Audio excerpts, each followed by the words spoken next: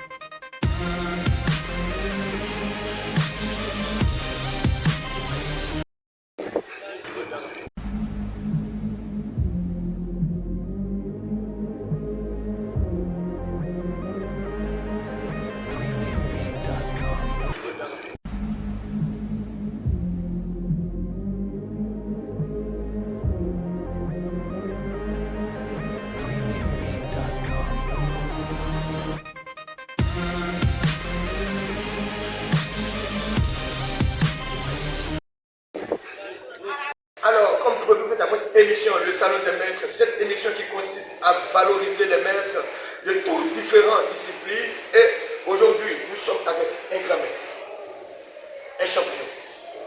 Celui-même qu'on peut appeler aussi un dinosaure. Celui qui a parcouru toute la nation. Sans toutefois tarder, maître Eti. Vous y mettez? Alors, sans toutefois tarder, le salon de nous rend visite aujourd'hui. Alors, nous voulons savoir qui est Maître Justin. Maître Justin, très facile à savoir. De l'état civil, je suis Eti Justin Fouetti, né le 12 mars 1979 à Séguéla, dans le nord-ouest de la Côte d'Ivoire. J'ai grandi au gré, j'ai envie de dire, de l'éducation de mon père qui était administrateur civil, c'est-à-dire préfet, ce qu'on connaît communément.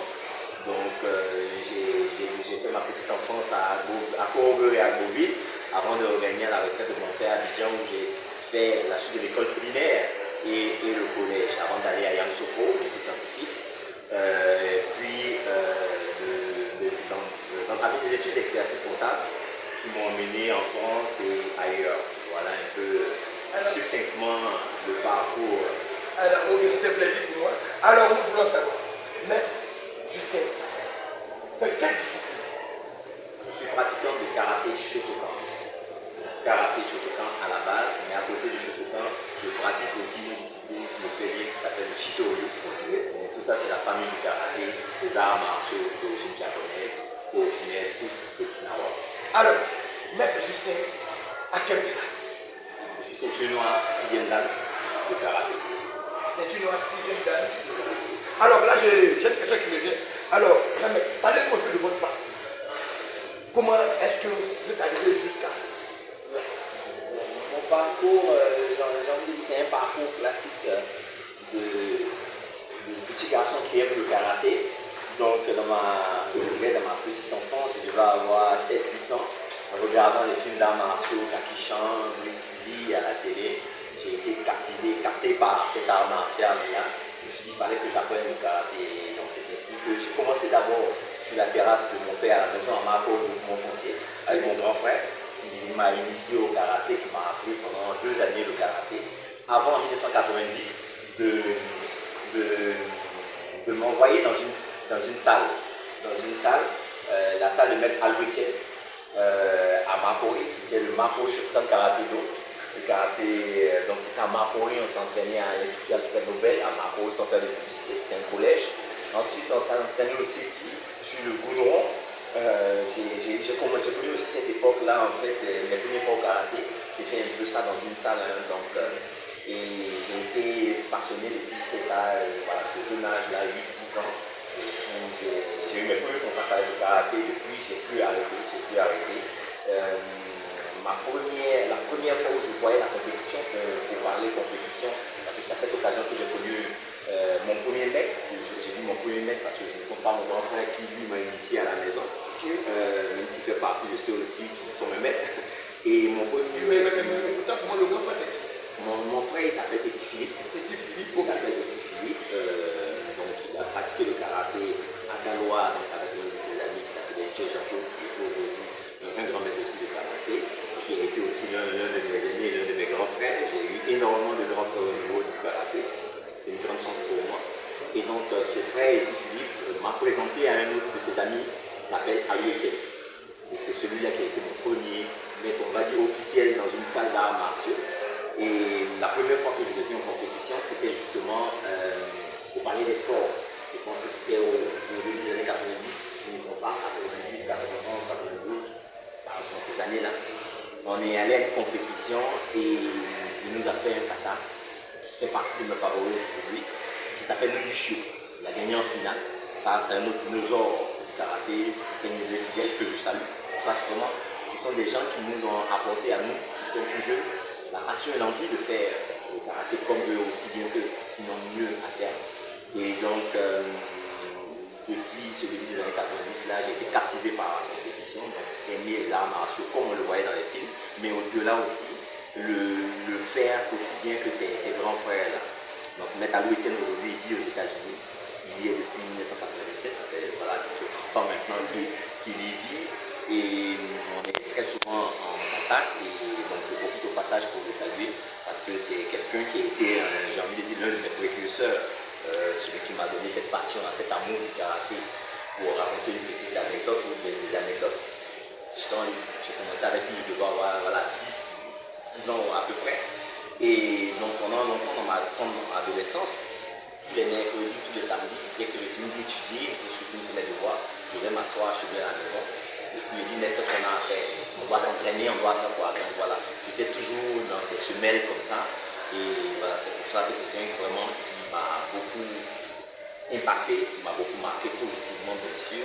Dans le karaté, dans la vie de tous les jours, c'était quelqu'un de très humble, quelqu'un de très passionné, quelqu'un de très gentil aussi. Et donc après ça, Maître Alou Etienne, on s'entraînait 2 ans à peu près à Mapori. Et au début des années, toujours dans le début des années 90, il m'a envoyé à l'Abidjan Université Club. Donc c'est un club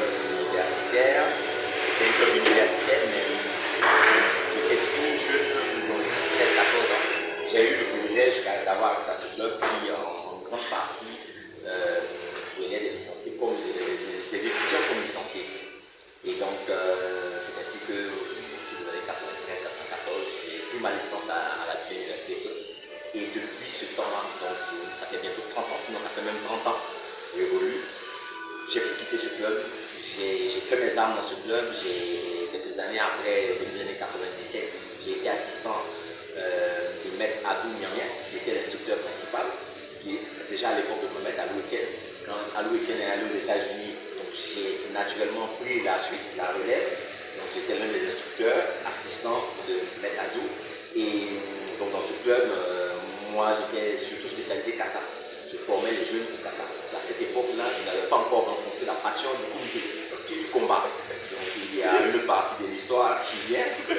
Et donc c'est ainsi que dans ces années 90-là, j'étais à la Université Club et aux côtés de mes aînés. Compétiteurs, j'ai cité Kamara Ouattara, qui est aussi à ce moment-là des actuels instructeurs, j'ai cité Toboemé, qui est aussi l'un des leaders en fait, de la fédération ivoirienne de karaté. Tout ça, ce sont des ténors de la fédération ivoirienne. À leur côté, j'ai pratiqué le karaté, je cite Zobo et Hervé. Ce sont des gens un peu qui m'ont aidé dans les arcanes de l'Abidjan Université Club. L'Abidjan Université Club a cet avantage-là de former des athlètes et de former aussi des gens dans le civil. Pourquoi? Parce qu'au-delà, on apprend à gérer un club. La gestion du club, je l'ai appris aux côtés de gens comme Zobo et Hervé, je l'ai appris aux côtés de gens comme Nguessin Olio Thomas, le docteur Nguessin Olio Thomas. Ce sont des gens un peu qui m'ont mis le pied à l'étrier, qui m'ont appris la gestion administrative du club, aux côtés de cette pratique martiale-là.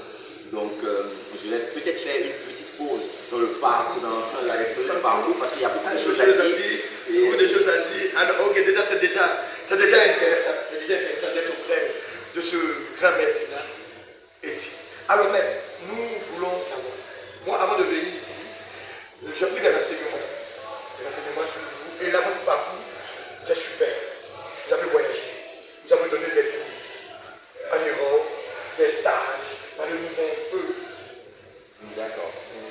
Donc, je pense qu'il y a une petite partie de mon parcours qu'il faut que j'expose pour bien répondre à cette question.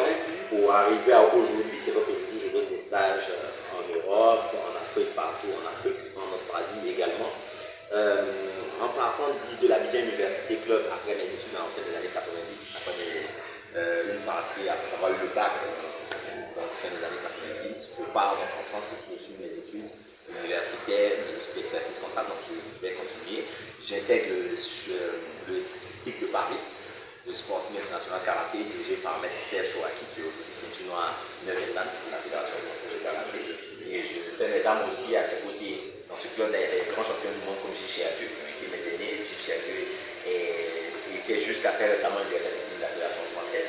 Il y avait David Félix, qui était le champion du monde dans ma catégorie, moins 75 kg, qui était un des piliers du karaté mondial pendant ces années. Donc je m'entraîne aux côtés de ces gens-là. Et à cette époque, j'apprends énormément. J'apprends énormément. Par la suite, je vais débuter ma carrière professionnelle à l'île de la Réunion. C'est ainsi que je rencontre Maître Chandiac, François Chandiac, qui est dans la 7e dan, qui était grand champion de France et aussi champion d'Europe, Qatar. Et il me dit, Justin, je te confie la partie de mon club. Parce que bien sûr, en quittant la Université Club, j'avais cette double casquette comité et Qatar.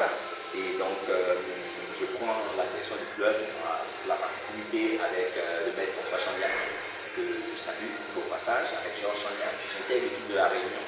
En 2008, on gagne l'équipe du championnat de France interligue avec la Réunion. On monte une très bonne équipe.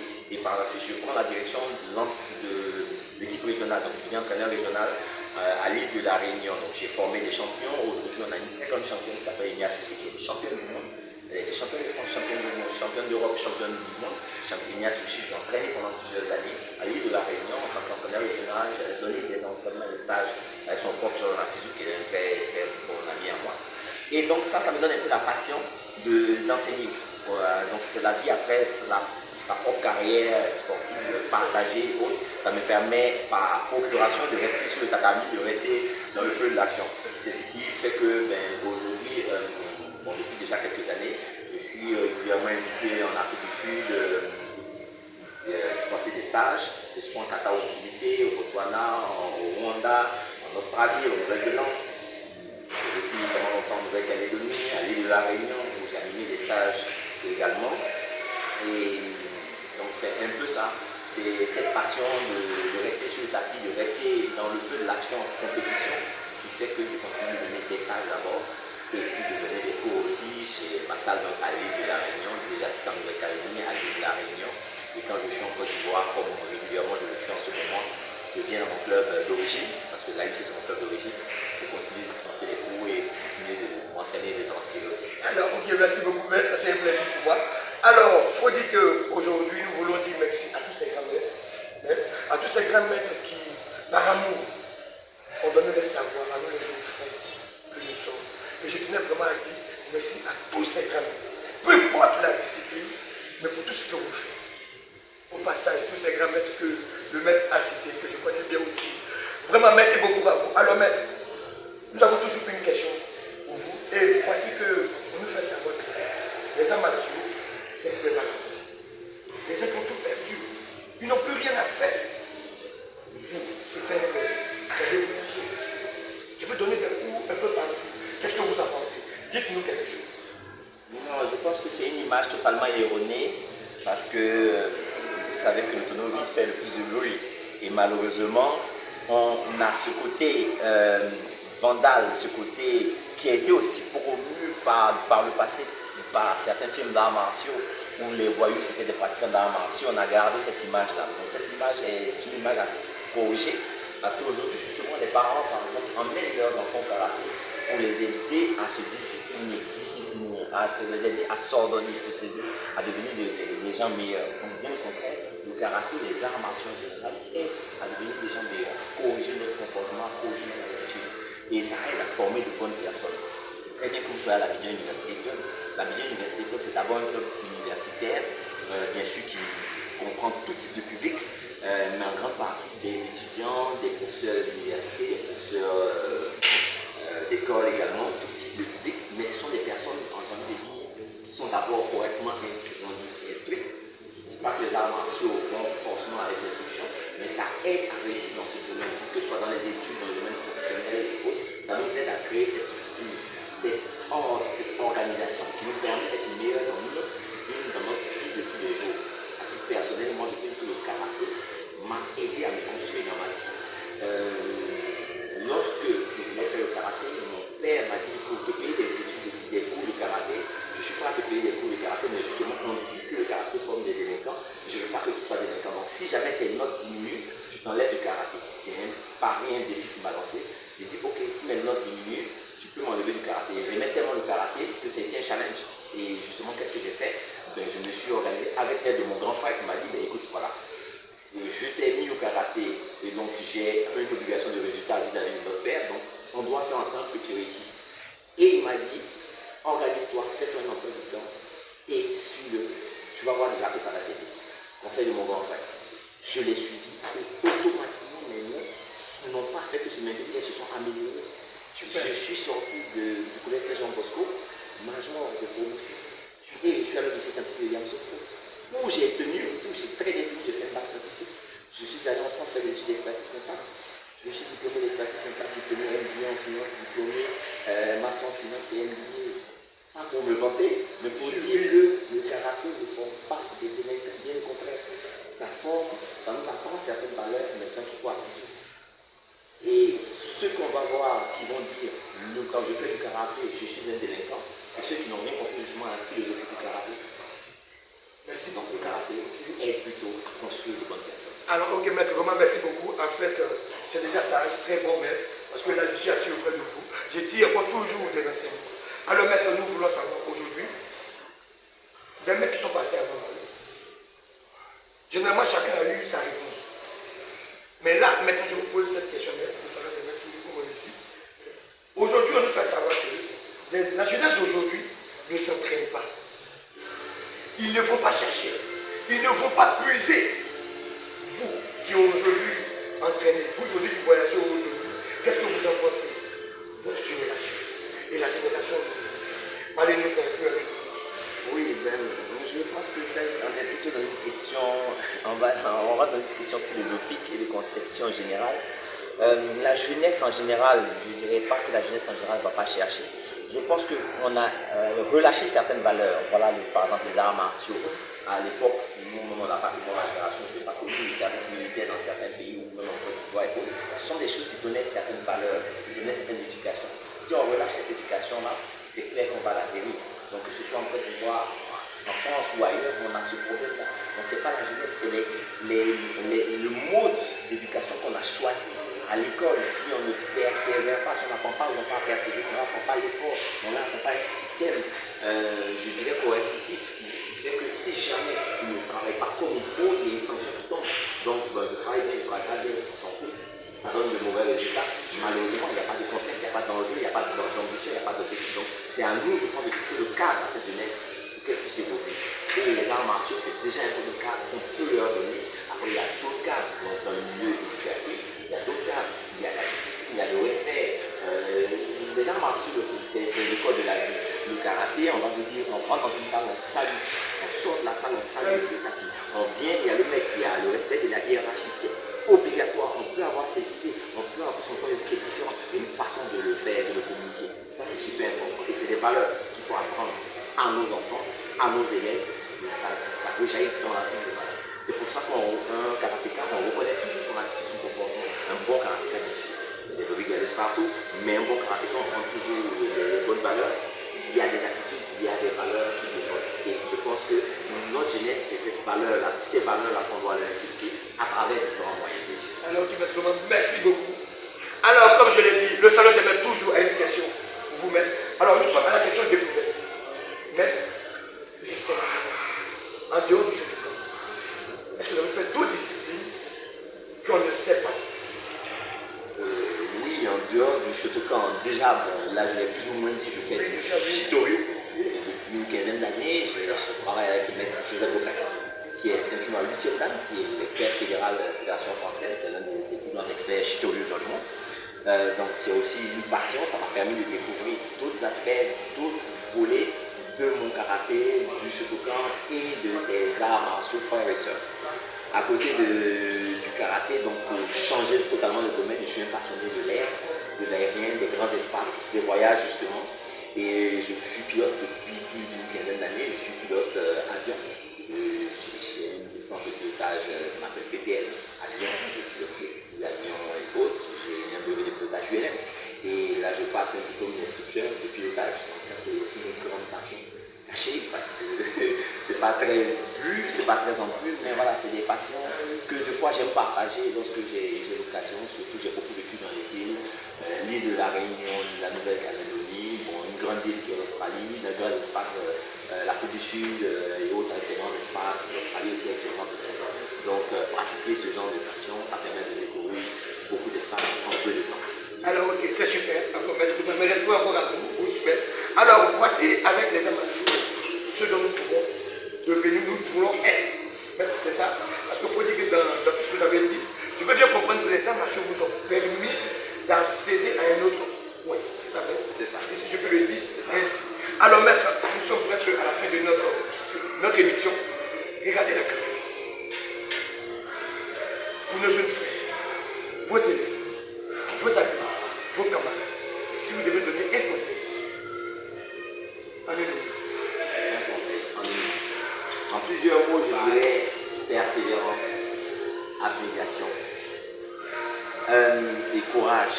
Dans la vie, on a besoin de courage pour tout. Ok, le courage ne suffit pas, il faut persévérer. On n'a jamais rien en 5 secondes, en 5 minutes. Des fois, on est face à de nombreuses épreuves. La vie est faite d'épreuves, c'est les épreuves qui nous distinguent. On traverse tous dans notre vie certaines épreuves. Et les arts martiaux m'aident à tenir dans les épreuves de la vie. Parce que les épreuves, plus on monte et plus on en a. Ça fait partie, c'est une loi de la nature. Donc, courage, abnégation. C'est pour ça que je parle d'abnégation. Pour tenir face aux épreuves, dans les difficultés, dans les moments forts. Le karaté, dans notre entraînement, on souffre, ça fait partie. On nous apprend, c'est pas parce qu'on est masochiste. Non, c'est parce que dans la difficulté, on s'apprend à résister, à être dur face à la difficulté. On apprend à développer cette abnégation-là.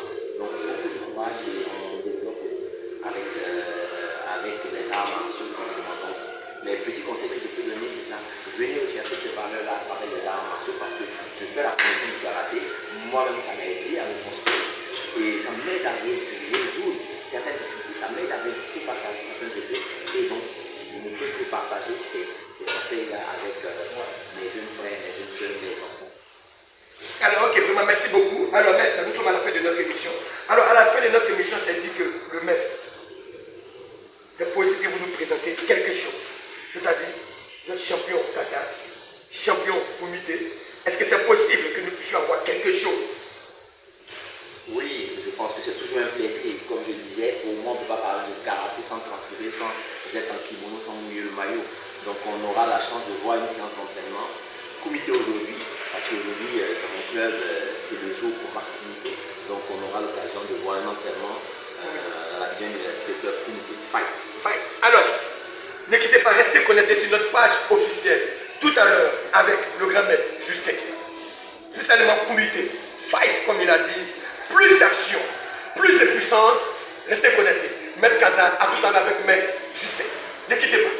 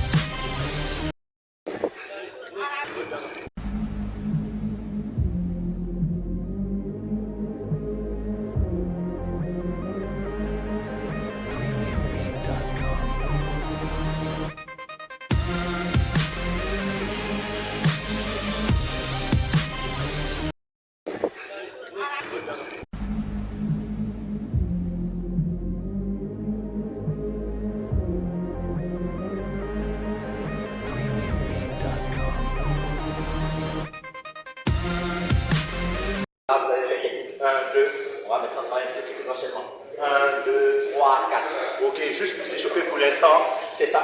Kizami Sukijakusuki Mawashiki pour Amawashiki. Kizami Sukijakusuki Mawashiki pour Amawashiki. Simplement. Juste pour s'échauffer, hein. On est ici et on y arrive. Kamal, jambe gauche devant. Tout doucement, on va ensemble. 1, Kizami. 2, Jakusuki. 3, Kizami Mawashi. 4, pour Amawashi ou Shiro. Garde, droit devant. La même chose de l'autre côté. 1, Kizami. 2, Jakusuki. 3, Kizami Mawashi. 4, Ushiro ou Amawashi. Arrêtez.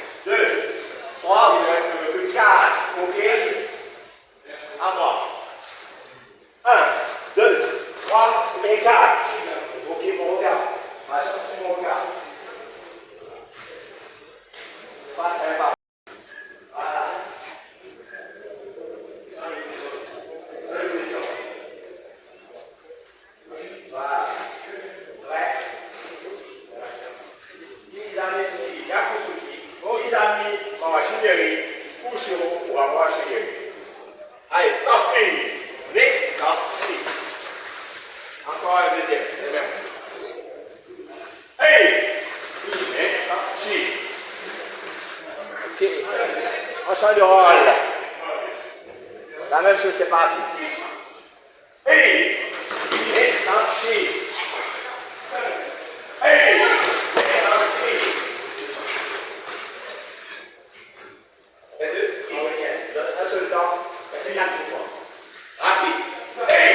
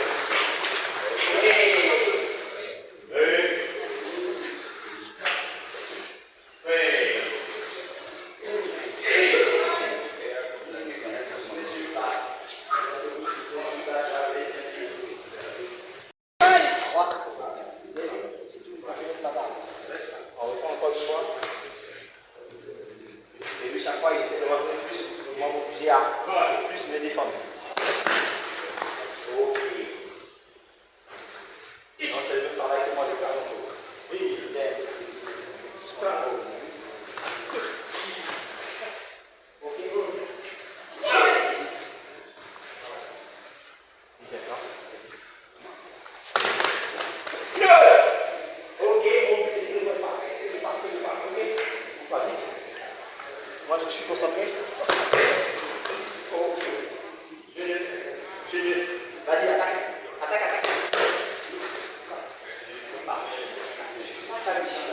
Je vais essayer de contrôler. Ok? Merci.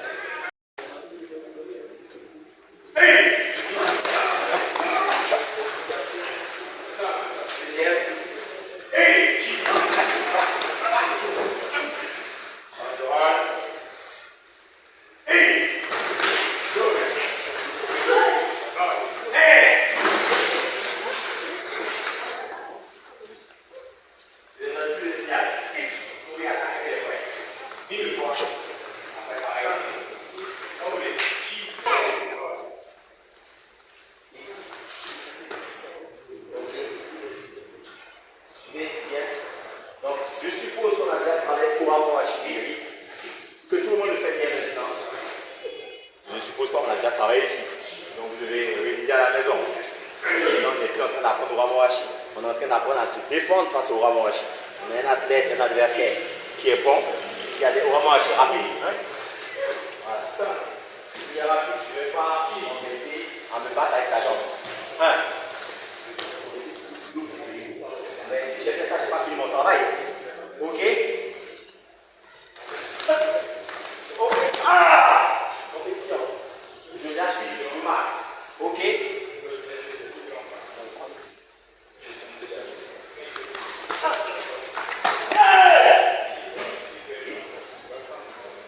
Pas la fin de secondes. Ok? Je le lâche très vite. Il faut que je sois sur lui. Ça reprend. Juste, doucement. 1. Je suis déjà là. 2. Deuxième protection. Et 3, je n'ai pas encore mon point. Ok? 1. Une fois que je le je le tiens. Et vite. Ah! Vite. Ah! Je l'achève. Tant que je n'ai pas fait ça, je n'ai pas encore mon point. Ok? Merci. 1. 2. 2 simplement. Je fais une louche là. Hache pareil. Ok? Petite cuillère, c'est parti. Ok? Dans le vide. On y va. 1, je décale 45 degrés en avançant. 2, hache pareil. J'embauche.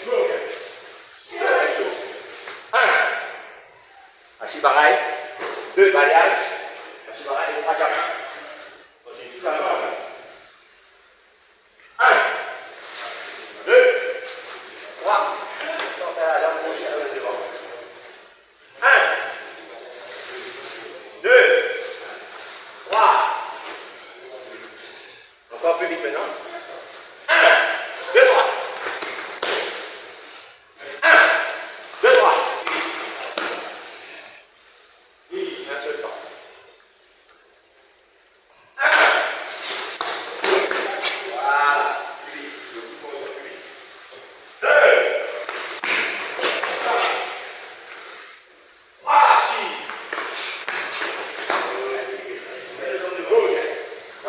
2. 3. Exactement le même travail. 2, hachi pareil. 3, jack. Ok? À vous. 1, 2, 3. 1, 2, 3. 1, 2, 3. 1, 2, 3. Deux temps.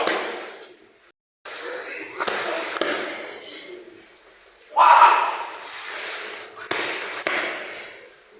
Un seul temps rapide, 3, explosif avec Kiai. Explosif.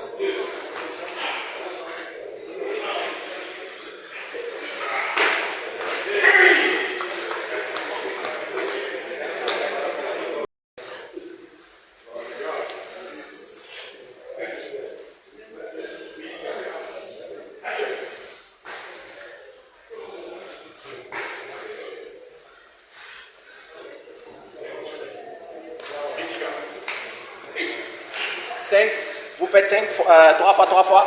Et puis Maître Vamara, aussi un spécialiste du judo. Et en fait, le droit là-bas, c'est un spécialiste du judo. Vous pouvez montrer un peu la façon de chuter. Pas se blesser. Ok? Même si je me fais avoir par la vitesse de mon adversaire, il faut que je tombe. Je prends peut-être ce coup-là, mais que je me relève pour venir donner mes coups à mon tour. Je vois que je me casse le bras après un seul coup. Ok? Donc, Maître Vamara et les deux Ouattara vont nous montrer. Nous allons donner 3 petits tuyaux pour les chutes. Allez, 2 fois, 3 fois. On y va.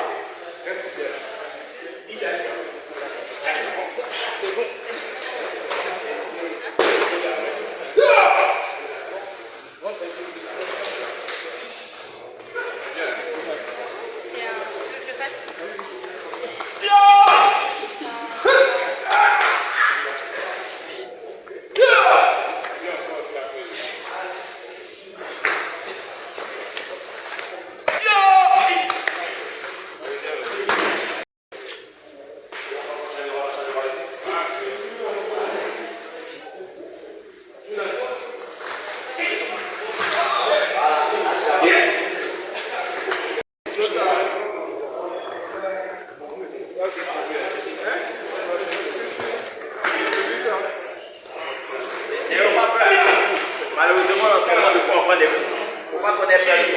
On se protège juste là. Je me protège. Non, je rentre en arrière au chaud.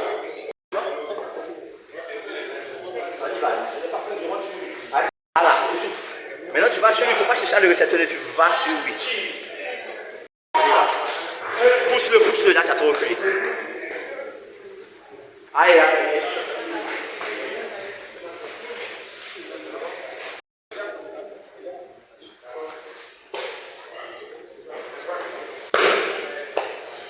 Ici, on est au niveau du bras. Il ne faut pas le mettre en dessous de soi. Le plus possible, de profil, si possible. Plus fort. De profil, si possible. Et le plus possible, le bras le plus proche du corps. Donc la première remarque qu'on a vue ici, la plupart d'entre vous, quand vous tombez, vous allez avec la main au sol. C'est très dangereux. Quand vous allez avec la main au sol, si votre adversaire n'a pas contrôlé votre chute et que par hasard il vous a projeté un peu plus vers le haut, c'est tout le poids de votre corps qui va reposer sur ce bras-là. C'est sûr que ça va se casser. Donc ramenez son bras près de son corps au moment où on chute. Il n'y a pas de danger. Le menton collé à votre cou, bien regardez le nœud de votre ceinture.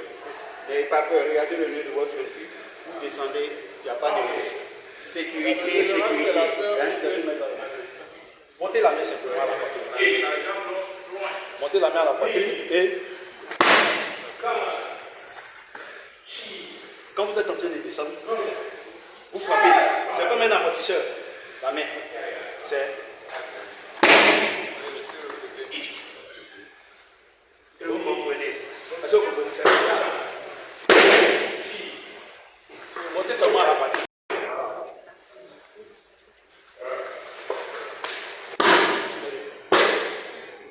Là, j'ai contrôlé seulement le pied. Et puis, là où vous avez la saisie, ramenez. Ramenez ça avec vous. Comme si vous le faites monter. Les compétiteurs vont venir. On va doucement d'abord. Voilà. La main n'est pas sortie. Voilà, il ne faut pas mettre la main. Pose la main, tu peux descendre et puis casser. Pendant que tu ne pas perdre, oui, on est au sol. Donc on va d'abord connaître les règles de sécurité et après on va ajuster à notre sauce pour pouvoir chercher nous à nous protéger ou à marquer des points. Mais pour l'instant on ne cherche pas à marquer ou à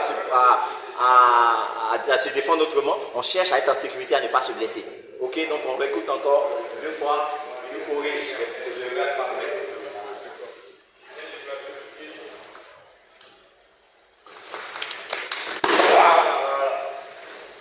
Un petit détail, celui qui fait tomber, il a la responsabilité de la chute de celui qui tombe. Votre partenaire, ce n'est pas un sac gagné. Vous ne le soulevez pas, vous le balancez. Quand vous l'avez décollé, c'est fini, il ne contrôle plus rien. C'est vous qui le contrôlez. Vous le posez là où vous voulez, vous marquez votre point tranquille. Mais ne le laissez pas tomber comme un sac de riz. Hein, quand vous l'avez, puisque c'est une technique de contrôle, quand vous le prenez, il est déjà dans votre bras. Vous le posez J'étais pas comme ça.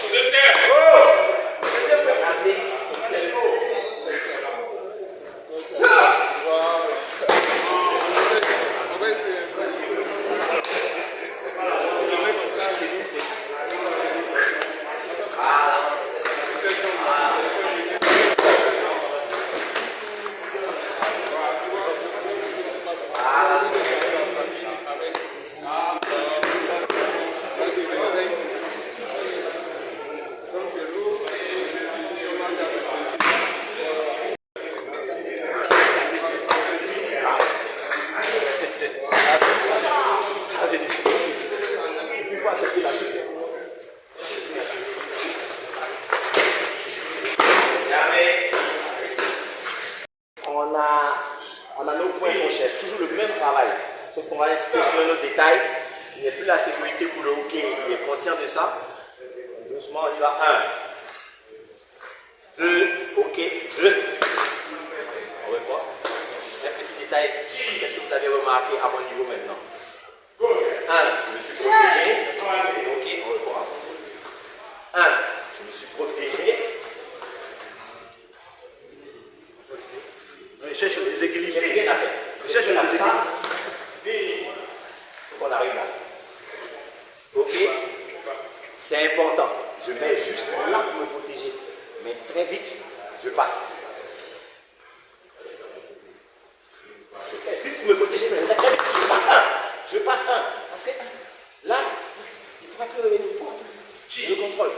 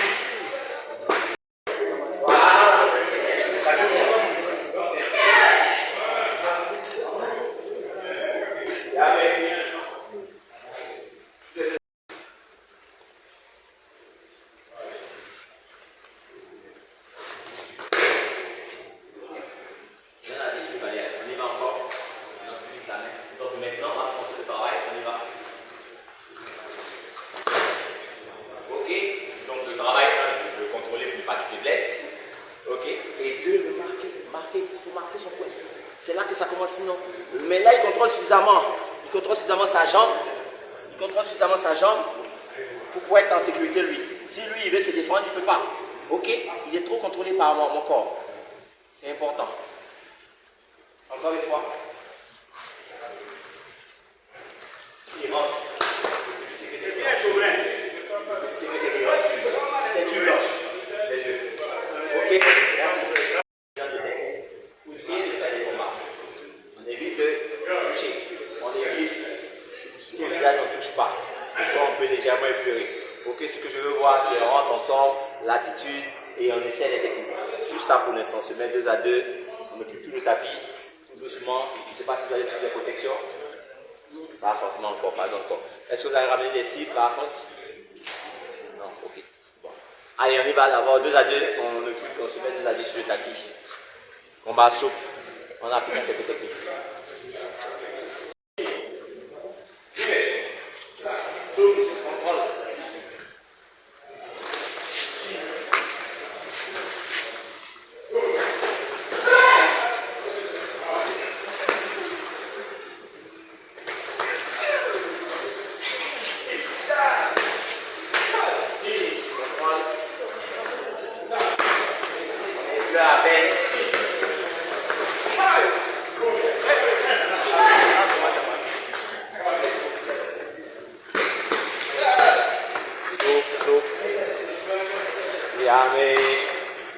un peu d'air.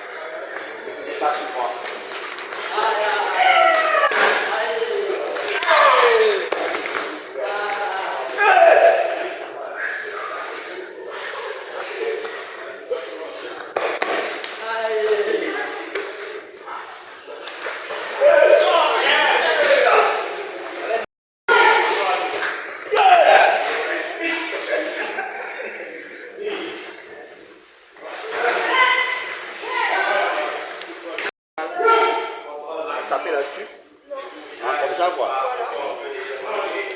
Hop, là, ça fait beaucoup de...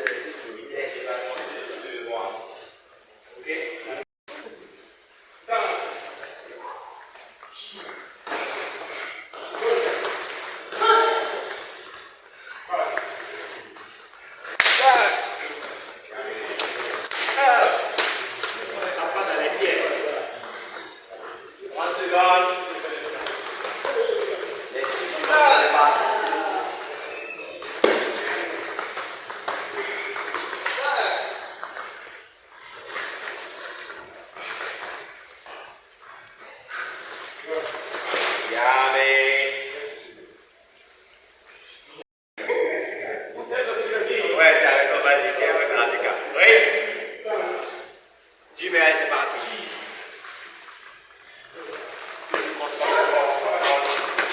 Dage. Total.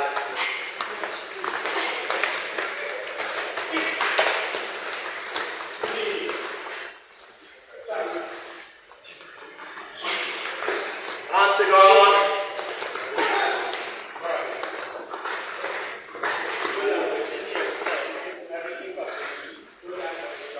15 secondes. Yummy.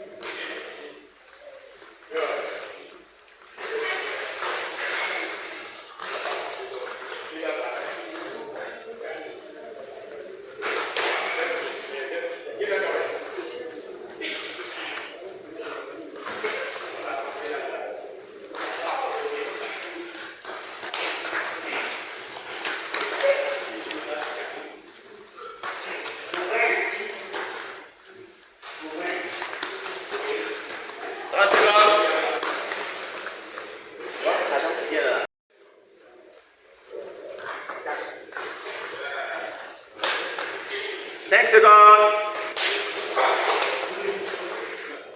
Yummy. Yes, mais second tour, apparemment tout le monde est déjà passé. On reprend. Cette fois-ci, c'est 4. 2 ici. On va pas faire un arbitrage normal, mais on va compter les points. Mettre Bamara et moi. Ok. 4, 2 ici, 2 là. Comité. On compte les points. On fait Yami. On se met dans le contexte. On se met dans le contexte compétition où je compte les points. Donc on essaie de faire des techniques propres, des saisies propres, des balayages propres qui valent, on peut compter.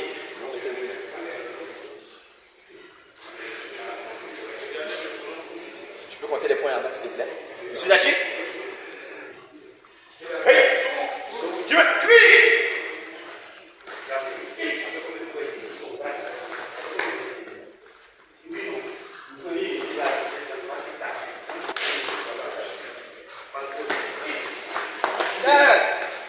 Il y a trop de force dans vos coups.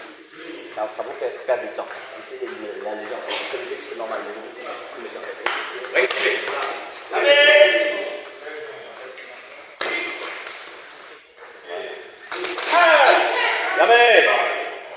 Moi j'ai vu ici qu'il y a un peu de premier. Ah, je suis là, c'est Yuko. C'est Chou. C'est Jimé.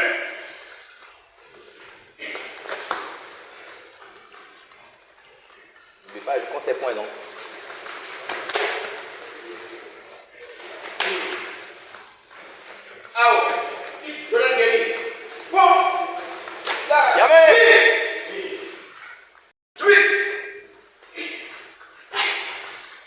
Seconde à Toshibaki.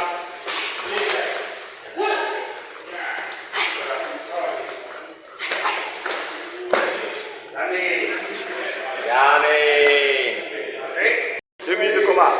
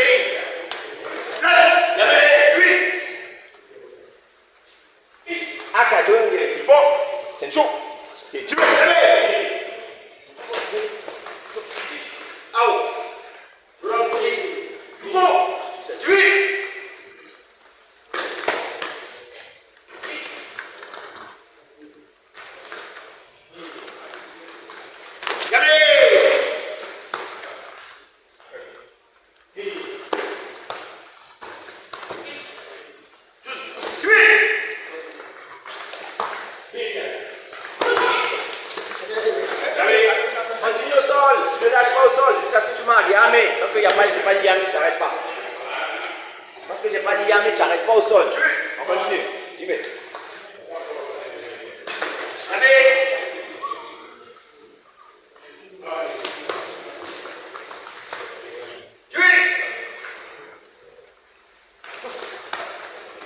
Attachez Barakou, 30 secondes.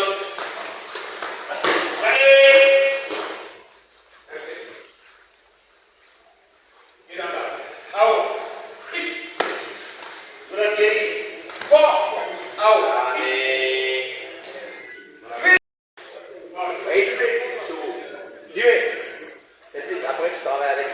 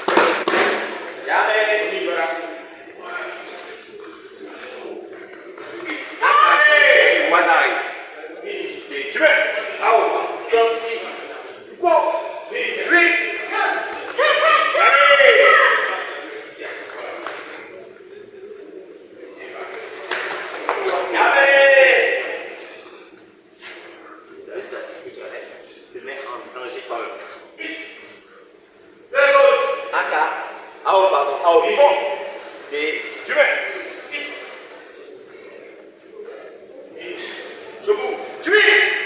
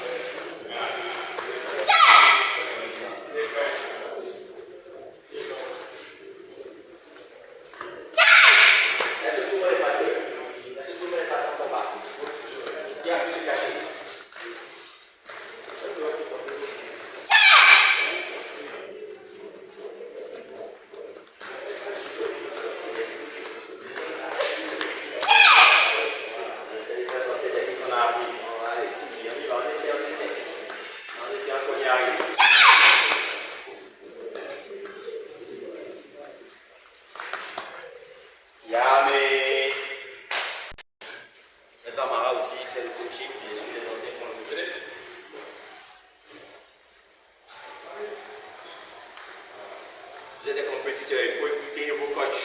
Il faut travailler, mais il faut écouter vos coachs. Prêt? C'est parti. Maintenant, par exemple, c'est plus le coach est là. Kennedy. Sinon, il est comme tu veux.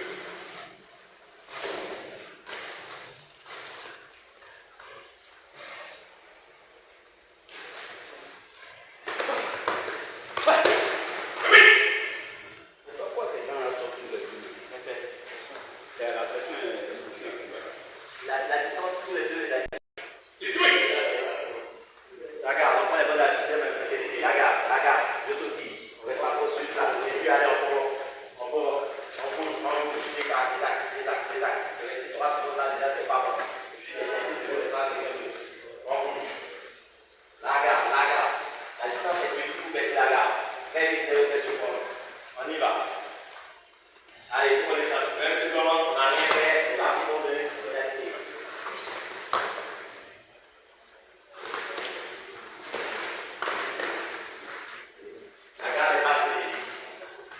C'est pas simple, c'est que vraiment public. Voilà, t'as vu? Il a baissé sa garde, tu es rentré. La garde est toujours là. La garde. En plus, votre distance, elle est courte.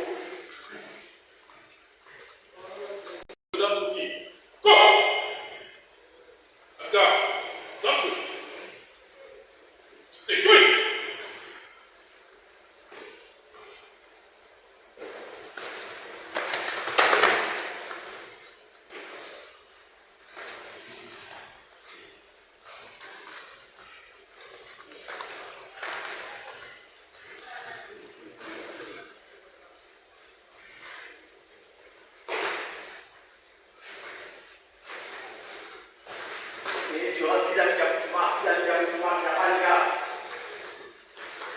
Mais quand tu n'as pas de garde, tu ne vas pas en avoir. Quand tu n'as pas de garde, à ce niveau, c'est fini, c'est des erreurs qui coûtent cher. Distance courte.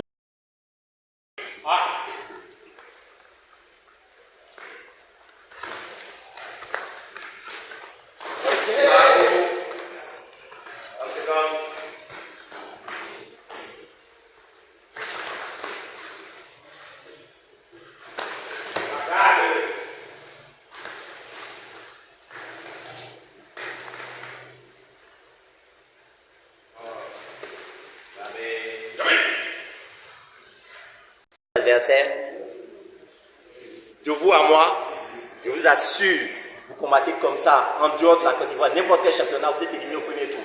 C'est clair, c'est net. Ok, distance trop courte. Distance courte, vous avez en face des adversaires qui sont entraînés, ils sont tous entraînés. Ok, donc vous avez moins de mètres entre vous, il va piquer au visage, il n'y a rien à faire. Et ça va passer, parce qu'il est aussi rapide, sinon plus rapide que vous.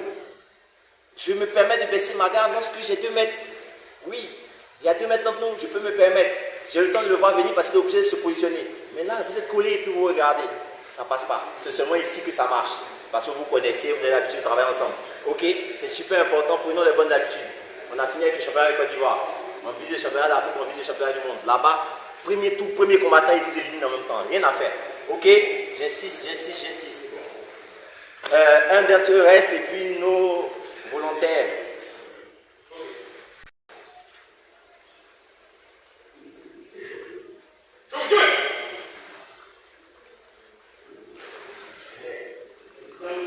La garde monte un peu plus, voilà, on y va. Fais bien ta garde, tu vas voir, il ne pourra pas marquer. Bouge, reste pas là comme ça, 30 secondes, voilà. 5 secondes, tu désaxes, il ne pourra pas travailler. Garde, reste concentré par contre. Reste concentré. Voilà. Allez, maintenant coince-le. Voilà, coince-le, attrape-le. Laisse pas travailler. Voilà, on revient. Rappelle-moi ton prénom. Ouais. On y va. Tu vas voir, il ne va pas marquer. Si tu fais ça, il ne va pas marquer. On y va, on reprend. Kennedy, je te mets au défi, marque. On y va. Tu fermes la garde, tu restes concentré. La garde, bien. Voilà, sautille. La garde, elle est basse là. Elle est basse, voilà. Reste. Dégaxe. 2 secondes, 3 secondes, tu changes de côté. Dégage, c'est trop près de lui. Voilà. Et quand tu peux, tu surprends, hein. On n'attend pas. À la garde. Tu as touché où?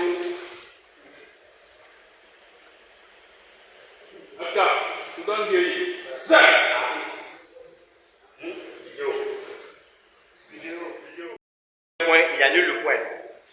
l'acclamation du coach. Donc 0-0, le combat continue. Tu vas le gagner, Ismaël. La garde, garde bien ta garde. Voilà, bouge un peu. Après 2 secondes, tu quittes là, tu respires là. Voilà. Il est obligé de te chercher. Mais dès qu'il fait l'erreur, tu vas au point. Voilà, c'est bien. N'abaisse pas la tête comme ça par contre. Ok? La garde, c'est bien, Ismaël. Maintenant. Voilà. Défends-toi au sol. Voilà.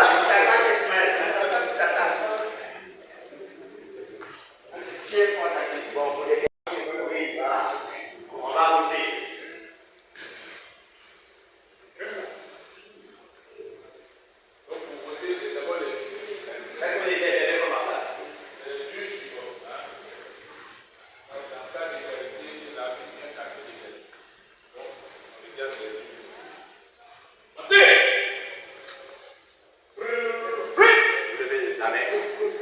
Levez la main. Non, mais la main, on va voir de l'autre côté.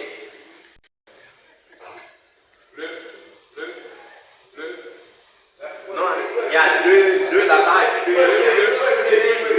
Voilà, il y a 2. Alors, comme prévu, le salon des maîtres aujourd'hui était avec maître Justin Eti.